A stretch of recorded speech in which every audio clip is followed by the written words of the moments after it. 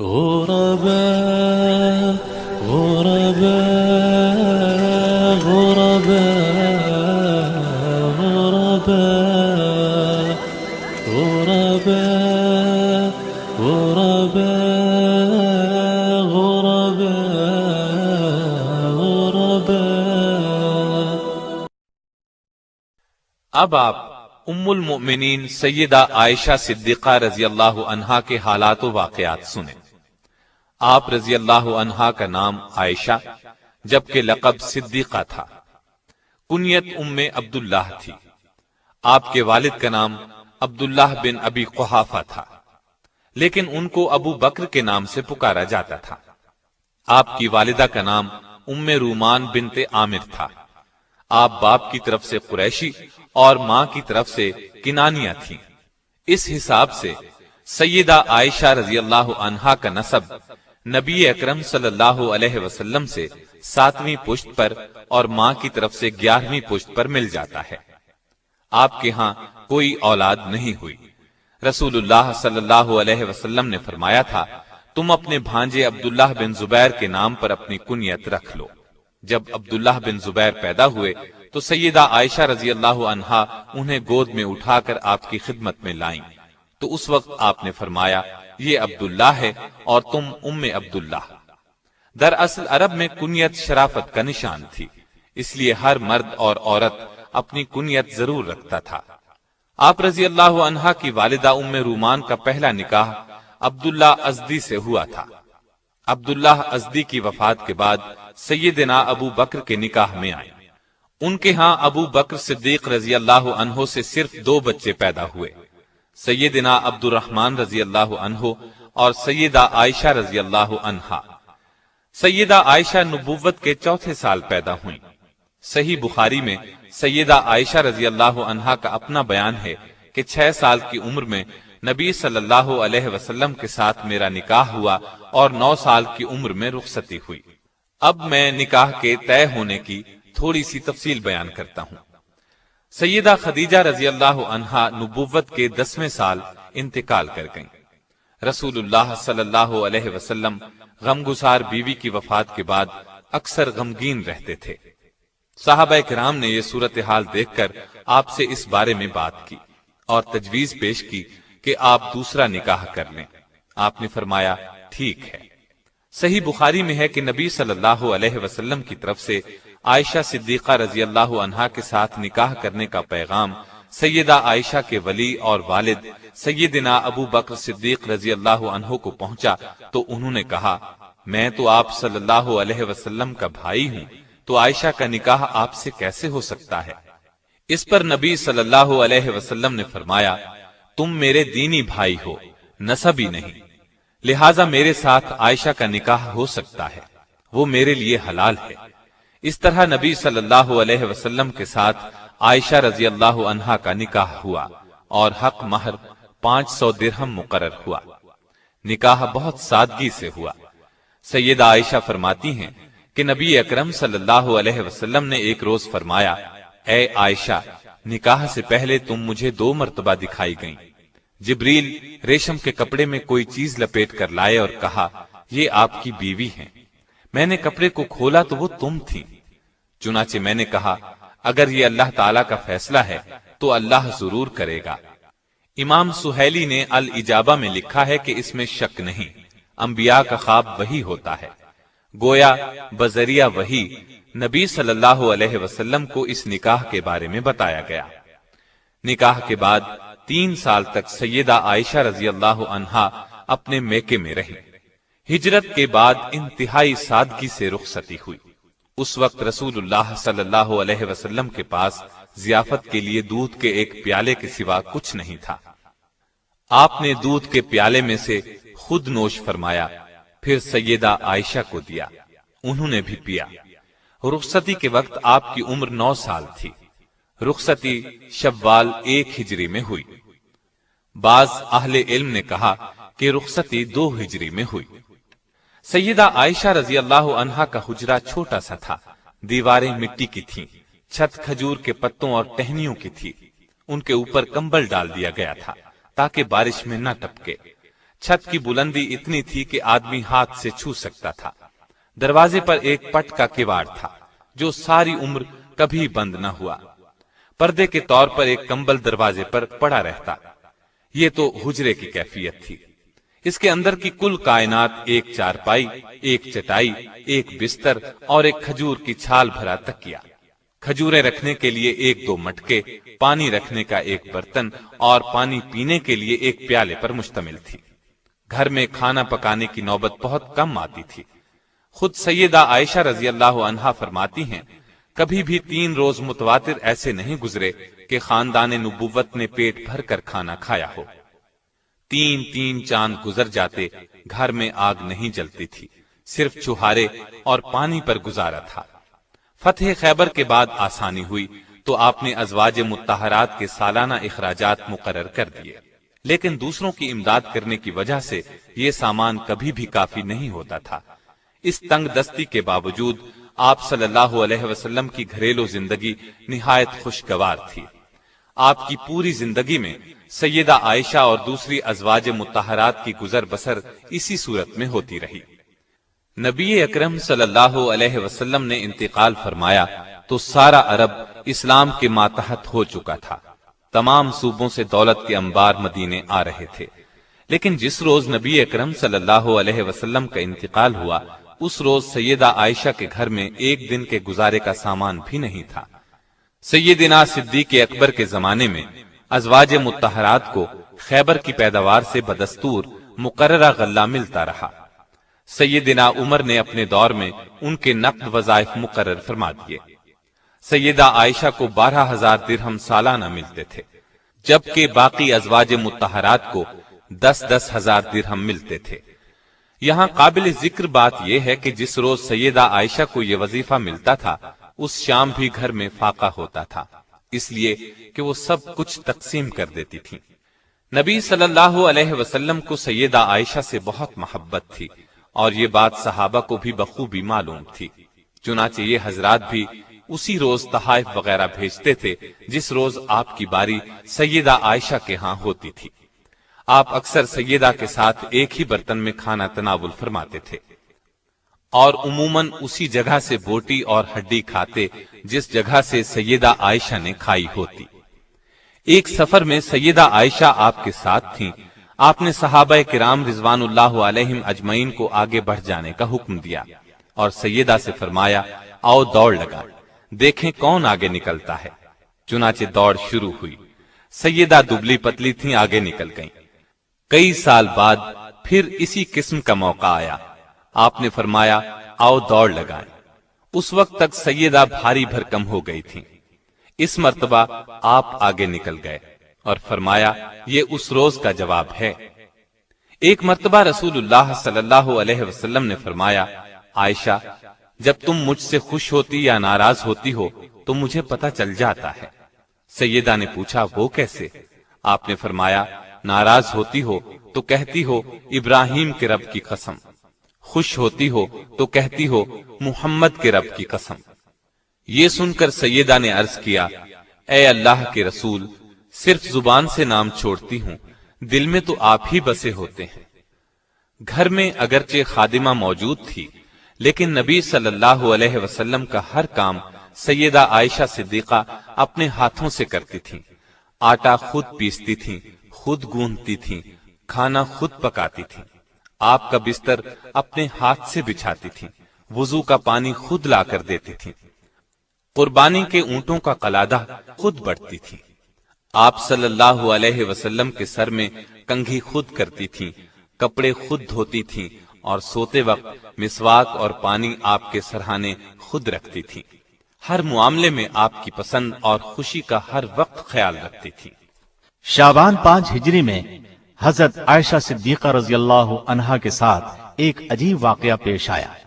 اس واقعے نے نہ صرف آپ کی بلکہ خود رسول اللہ صلی اللہ علیہ وسلم کی زندگی مبارک میں بھی ہلچل مچا دی۔ اس واقعے کو واقعہ افک کہتے ہیں۔ یہ واقعہ صحیح بخاری اور دوسری کتب احادیث میں بھی موجود ہے۔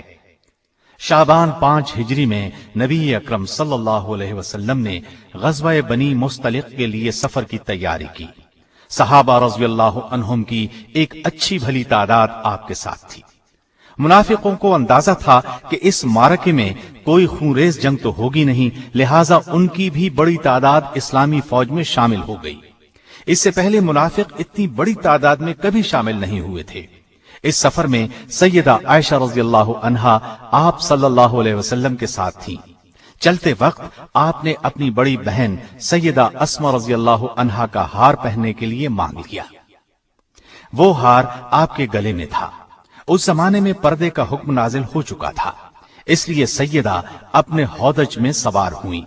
جب انہیں اتارا جاتا تو ہودج سمیت اتارا جاتا۔ ہودج پر پردے لٹکے رہتے۔ اس زمانے میں آپ بہت کمزور اور دبلی پتلی تھی، چنانچہ ہودج اٹھانے والوں کو کچھ محسوس نہیں ہوتا تھا کہ سیدہ اس میں سوار بھی ہیں یا نہیں۔ غزوہ بنی مستلق سے واپسی پر مدینے کے قریب ایک مقام پر نبی اکرم صلی اللہ علیہ وسلم نے قیام فرمایا۔ رات کے پچھلے پہر قافلے کو روانگی کا حکم پہلے ہی دے دیا گیا تھا، لیکن سیدہ کو اس حکم کا علم نہیں تھا۔ قافلے کی روانگی سے کچھ دیر پہلے سیدہ اپنے ہودج سے نکل کر قضائے حاجت کے لیے قافلے سے دور نکل کر آڑ میں چلی گئیں۔ فارغ ہو کر لوٹیں تو گلے پر ہاتھ لگا، دیکھا تو ہار نہیں تھا۔ بہت گھبرائیں اور وہیں واپس جا کر ہار تلاش کرنے لگی۔ سیدہ کا خیال تھا ابھی لوٹ آؤں گی، اس لیے کسی کو نہ بتایا کہ وہ اس طرف جا رہی ہیں۔ ادھر قافلہ چونکہ روانگی کے لیے تیار تھا، اس لیے خادموں نے خیال کیا کہ سیدہ اپنے ہودج میں ہیں۔ انہوں نے ہودج کو اونٹ پر رکھا اور کوچ کیا۔ ہودج کو اونٹ پر رکھتے وقت انہیں اس کے ہلکے ہونے کا احساس نہ ہوا، اس لیے کہ سیدہ عائشہ رضی اللہ عنہا کا وزن بہت کم تھا۔ لشکر تو وہاں سے روانہ ہو گیا، ادھر انہیں ہار مل گیا۔ یہ ہار لے کر لوٹیں تو لشکر وہاں سے جا چکا تھا، بہت پریشان ہوئی۔ پھر خیال فرمایا کہ جب رسول اللہ صلی اللہ علیہ وسلم اگلے مقام پر پہنچ کر مجھے نہیں پائیں گے تو پھر میری تلاش میں آدمی بھیجیں گے۔ چنانچہ آپ اسی جگہ چادر اوڑھ کر لیٹ گئیں اور انہیں نیند نے آ لیا۔ صحابی رسول صفوان بن معطل سلمی رضی اللہ عنہ فوج کی گری پڑی چیزوں کو اٹھانے کے لیے لشکر کے پیچھے رہتے تھے۔ صبح کے وقت وہ اس جگہ پہنچے جہاں لشکر نے رات کو پڑاؤ کیا تھا۔ اس جگہ پہنچتے ہی اچانک ان کی نظر سیدہ عائشہ رضی اللہ عنہا پر پڑی۔ دیکھتے ہی انہوں نے آپ کو پہچان لیا، اس لیے کہ پردے کے حکم سے پہلے انہوں نے سیدہ کو دیکھا ہوا تھا۔ دیکھتے ہی انہوں نے انا للہ و انا الیہ راجعون پڑھا۔ ان کی آواز سن کر سیدہ کی آنکھ کھل گئی۔ انہوں نے اپنا منہ فوراً چادر میں چھپا لیا۔ سیدہ عائشہ خود فرماتی ہیں، اللہ کی قسم صفوان نے مجھ سے بات کی، نہ ان کی زبان سے سوائے انا للہ کے کوئی اور کلمہ سنا۔ سیدنا صفوان رضی اللہ عنہ نے اپنا اونٹ سیدہ کے قریب بٹھا دیا۔ اونٹ سامنے کر کے صفوان خود پیچھے ہٹ گئے۔ سیدہ اونٹ پر سوار ہو گئی تو صفوان مہار پکڑ کر اگلی منزل کی طرف روانہ ہو گئے اور دوپہر کے وقت اسلامی لشکر میں جا پہنچے۔ یہ ایک بالکل معمولی واقعہ تھا اور سفر میں اکثر ایسا ہوتا رہتا تھا، لیکن لشکر میں منافقین بھی موجود تھے، وہ بھلا یہ موقع ہاتھ سے کیوں جانے دیتے؟ انہوں نے سیدہ عائشہ رضی اللہ عنہا پر بددامنی کا الزام لگا دیا، گویا اب وہ پاک دامن نہیں رہی، نعوذ باللہ۔ مدینہ طیبہ پہنچ کر سیدہ بیمار ہو گئی۔ 1 مہینہ بیماری میں گزر گیا، لیکن منافقین نے اس عرصے میں اس واقعہ کو خوب ہوا دی۔ نیک دل مسلمانوں نے اس افواہ کو سنتے ہی کانوں کو ہاتھ لگائے اور کہا، سبحان اللہ، اتنا بڑا الزام۔ عبداللہ بن ابی اور دوسرے منافقین کے علاوہ اس سازش میں 3 مسلمان حسان بن ثابت، حمنہ بنت جہش اور مستہ شامل تھے۔ ام مستہ سیدہ عائشہ کی ماموزاد بہن تھی۔ ان کا بیٹا مستہ اس معاملے میں پیش تھا۔ یہ منافقوں کے پروپیگنڈے کا شکار ہو گئے، بدگمان ہو گئے۔ سیدہ کے خلاف مدینے میں جو طوفان اٹھایا گیا، سیدہ عائشہ کو اس بارے میں قطعاً کوئی علم نہ تھا۔ وہ تو مدینے پہنچتے ہی بیمار ہو گئی تھی اور 1 ماہ تک بیمار رہیں، لیکن اس دوران میں رسول اللہ صلی اللہ علیہ وسلم کا آپ سے وہ سلوک نہیں رہا تھا۔ پہلے جب آپ بیمار ہوتی تو رسول اللہ صلی اللہ علیہ وسلم سیدہ عائشہ رضی اللہ عنہا کی دلجوئی کرتے اور ہر وقت خیال رکھتے تھے، لیکن اس دفعہ صورتحال اس سے مختلف تھی۔ آپ صلی اللہ علیہ وسلم آ کر حال پوچھتے اور چلے جاتے۔ اس بنا پر آپ بہت پریشان تھی اور یہ چیز آپ کی بیماری میں اضافہ کر رہی تھی، لیکن وجہ ان کی سمجھ میں نہیں آ رہی تھی۔ سیدہ عائشہ رضی اللہ عنہا خود فرماتی ہیں، ایک دن میں اور ام مستح قضائے حاجت کے لیے جنگل کی طرف جا رہی تھی کہ راستے میں ام مستح کو ٹھوکر لگی۔ ٹھوکر لگنے پر انہوں نے اپنے بیٹے کو بد دعا دی۔ میں نے ان سے کہا، تم ایسے شخص کو کیوں بد دعا دیتی ہو جو بدر میں شریک ہوا؟ ام مستح نے کہا، اے بھولی بھالی، تمہیں اس قصے کی خبر نہیں؟ میں نے حیران ہو کر پوچھا، کون سا قصہ؟ تب ام مستح نے سارا قصہ کہہ سنایا۔ یہ سنتے ہی میرے پاؤں تلے سے زمین نکل گئی، مرض میں اور شدت آ گئی، لرزہ طاری ہو گیا، اس قدر صدمہ ہوا کہ جی چاہا کسی کنویں میں گر جاؤں۔ جب نبی کریم صلی اللہ علیہ وسلم تشریف لائے تو میں نے آپ سے اپنے والدین کے ہاں جانے کی اجازت چاہی تاکہ ان کے ذریعے سے تحقیق کروں۔ آپ صلی اللہ علیہ وسلم نے اجازت دے دی۔ میں والدین کے گھر آ گئی، اپنی ماں سے پوچھا، کیا آپ کو معلوم ہے لوگ میرے بارے میں کیا کہتے ہیں؟ ماں نے کہا، بیٹی تو رنج نہ کر، دنیا کا تو یہی طریقہ ہے، جو عورت خوش شکل ہو، خوبصورت ہو، اپنے شوہر کے نزدیک بلند مرتبہ ہو، دنیا اس سے حسد کرتی ہے، حسد کرنے والی عورتیں اس کے پیچھے پڑ جاتی ہیں۔ میں نے پوچھا، کیا میرے باپ کو بھی اس بات کا علم ہے؟ بولی ہاں۔ میں نے پوچھا، رسول اللہ صلی اللہ علیہ وسلم کو بھی علم ہے؟ ماں نے جواب دیا، ہاں۔ اس پر میں نے کہا، اے ماں، لوگوں میں اس بات کا چرچا ہے اور آپ نے مجھ سے ذکر تک نہیں کیا۔ یہ کہہ کر میں رونے لگی، آنکھوں سے آنسو ابل پڑے۔ سیدنا ابو بکر رضی اللہ عنہ قرآن کی تلاوت کر رہے تھے، میرے رونے کی آواز سن کر آ گئے، وہ بھی رونے لگے اور میں تمام رات آنسو بہاتی رہی۔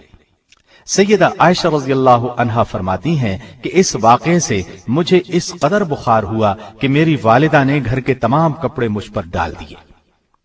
اگرچہ سیدہ عائشہ رضی اللہ عنہا کی بے گناہی واضح تھی، لیکن شریر لوگوں کے اس الزام سے رسول اللہ صلی اللہ علیہ وسلم بہت بے چین تھے۔ ادھر وحی کے نزول میں دیر ہوئی تو آپ صلی اللہ علیہ وسلم نے صحابہ سے مشورہ کیا، مشاورت میں بہت سی رائیں سامنے آئیں۔ اسی عالم میں صبح ہو گئی۔ سیدہ فرماتی ہیں کہ میرے والدین برابر میرے پاس بیٹھے رو رہے تھے، ایسے میں ایک انصاری عورت آ گئی، مجھے روتے دیکھ کر وہ بھی رونے لگی۔ ہم اسی حالت میں تھے کہ رسول اللہ صلی اللہ علیہ وسلم تشریف لے آئے اور سلام کر کے میرے قریب بیٹھ گئے۔ جب سے یہ واقعہ ہوا تھا، آپ صلی اللہ علیہ وسلم اس وقت سے میرے پاس آ کر نہیں بیٹھے تھے۔ وحی کے انتظار میں 1 ماہ گزر گیا تھا۔ نزدیک بیٹھنے کے بعد رسول اللہ صلی اللہ علیہ وسلم نے فرمایا، اے عائشہ، مجھے تیری بابت ایسی ایسی خبر پہنچی ہے، اگر تو اس جرم سے بری ہے تو بہت جلد اللہ تعالیٰ اس سے تجھے بری کر دے گا، اور اگر تو نے کسی گناہ کا ارتکاب کیا ہے تو اللہ سے توبہ استغفار کر لے، اس لیے کہ بندہ جب اپنے گناہ کا اقرار کرتا ہے اور اللہ کی طرف رجوع کرتا ہے تو اللہ اس کی توبہ قبول کرتا ہے۔ سیدہ فرماتی ہیں، جب رسول اللہ صلی اللہ علیہ وسلم نے اپنی یہ بات ختم کی تو میں نے جواب دیا، اللہ کی قسم، میں اس چیز سے کبھی توبہ نہیں کروں گی جس کا الزام یہ لوگ مجھے دیتے ہیں۔ میں تو وہی کہوں گی جو یوسف علیہ السلام کے والد نے کہا تھا۔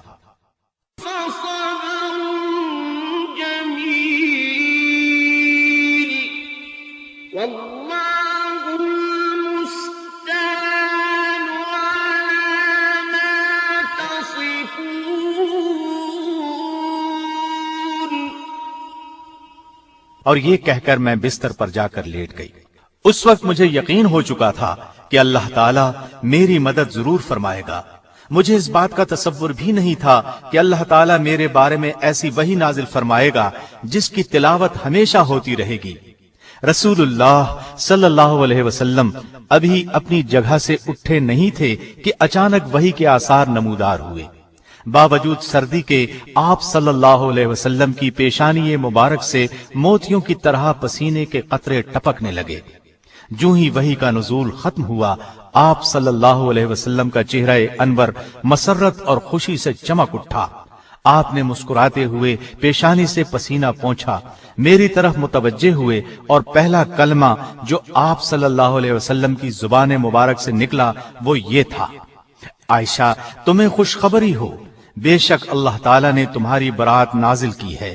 یہ سنتے ہی میری والدہ نے کہا، عائشہ اٹھو، اپنے خاوند کا شکریہ ادا کرو۔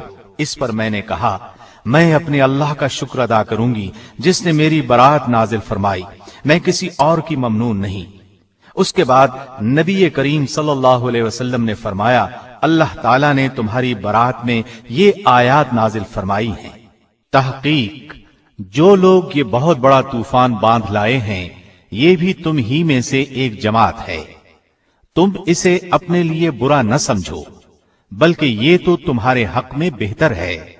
ہاں، ان میں سے ہر شخص پر اتنا ہی گناہ ہے جتنا اس نے کمایا ہے، اور ان میں سے جس نے اس کے بہت بڑے حصے کو سر انجام دیا ہے اس کے لیے عذاب بھی بہت بڑا ہے۔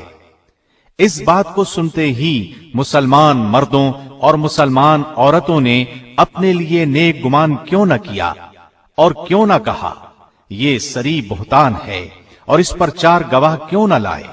پس جب یہ لوگ گواہ نہیں لائے تو یہ لوگ یقیناً اللہ کے نزدیک جھوٹے ہیں۔ اگر تم پر دنیا اور آخرت میں اللہ کا فضل اور مہربانی نہ ہوتی تو یقیناً تم نے جس بات کے چرچے شروع کر رکھے تھے اس بارے میں تمہیں سخت عذاب پہنچتا، جبکہ تم میں سے اپنی زبانوں سے نقل در نقل کرنے لگے اور اپنے منہ سے وہ بات نکالنے لگے جس کی تمہیں تحقیق نہ تھی، تم اسے ہلکی بات سمجھتے رہے جبکہ اللہ کے نزدیک بہت بڑی بات تھی۔ اور تم نے ایسی بات کو سنتے ہی کیوں نہ کہہ دیا کہ ہمیں ایسی بات منہ سے نکالنی بھی لائق نہیں، تمہیں یہ کہنا چاہیے تھا، یا اللہ تو پاک ہے، یہ تو بہت بڑا بہتان اور تہمت ہے۔ اللہ تعالیٰ تمہیں نصیحت کرتا ہے کہ آئندہ ایسی حرکت نہ کرنا اگر تم ایمان والے ہو، اور اللہ تعالیٰ تمہارے لیے اپنے احکام واضح طور پر بیان کرتا ہے، اور اللہ علیم اور حکیم ہے۔ تحقیق جو لوگ مسلمانوں میں برائی پھیلانے کے آرزو مند رہے ہیں ان کے لیے دنیا اور آخرت میں دردناک عذاب ہے، اور اللہ خوب جانتا ہے اور تم نہیں جانتے۔ اور اگر تم پر اللہ کا فضل اور رحم نہ ہوتا تو تم تباہ ہو جاتے، بے شک اللہ شفقت کرنے والا اور رحیم ہے۔ جو ہی نبی کریم صلی اللہ علیہ وسلم یہ آیات تلاوت کر کے فارغ ہوئے، سیدنا ابو بکر رضی اللہ عنہ اٹھے اور سیدہ عائشہ رضی اللہ عنہا کی پیشانی کو چوم لیا۔ اس کے بعد آپ صلی اللہ علیہ وسلم مسجد میں تشریف لائے اور مجمع عام میں ان آیات کی تلاوت فرمائی۔ پھر ان 3 حضرات مصطح بن اساسہ، حسان بن ثابت اور حمنہ بنت جحش رضی اللہ عنہم پر حد قذف جاری کی۔ 80 درے مارے گئے جو اپنی سادہ لوہی کی بنا پر منافقین کے دھوکے میں آ گئے تھے۔ ان لوگوں نے اپنی غلطی سے توبہ کی، اور عبداللہ بن ابی کے بارے میں مشہور قول یہ ہے کہ اس پر حد جاری نہیں کی گئی، اس لیے کہ وہ منافق تھا۔ سیدہ رضی اللہ عنہا کی شان میں نازل ہونے والی آیات نے ان کی عزت اور عظمت کو 4 چاند لگا دیے، اور منافقوں کا منہ کالا ہوا۔ نزول وحی میں جو 1 ماہ کی دیر ہوئی اس میں حکمت یہ بیان کی جاتی ہے کہ سیدہ کو یقین ہو جائے کہ اللہ کے سوا کسی سے امید وابستہ نہیں رکھی جا سکتی۔ ان آیات اور روایات سے ایک بات یہ ثابت ہوتی ہے کہ علم غیب سوائے اللہ کے اور کسی کو نہیں، اس لیے کہ نبی کریم صلی اللہ علیہ وسلم 1 ماہ سے زائد عرصہ اس سلسلے میں پریشان رہے جب تک اللہ تعالیٰ نے نہ بتایا، حقیقت کا پتہ نہ چلا۔ ایک اور سفر میں سیدہ آپ کے ساتھ تھی۔ سیدہ کے گلے میں ہار تھا۔ قافلہ واپس ہو کر مقام جیش پہنچا تو ہار ٹوٹ کر گر گیا۔ سیدہ نے فوراً آپ صلی اللہ علیہ وسلم کو اطلاع دی۔ صبح قریب تھی۔ آپ نے قافلے کو پڑاؤ کا حکم دیا۔ ایک شخص کو ہار کی تلاش میں بھیجا۔ جہاں پڑاؤ ڈالا گیا وہاں پانی نہیں تھا۔ اتنے میں نماز کا وقت ہو گیا۔ لوگ ابو بکر صدیق کے پاس آئے اور بولے، آپ کی بیٹی نے ہمیں مشکل میں ڈالا ہوا ہے۔ سیدنا ابو بکر عائشہ صدیقہ کے پاس آئے۔ نبی صلی اللہ علیہ وسلم ان کی گود میں سر رکھ کر آرام فرما رہے تھے۔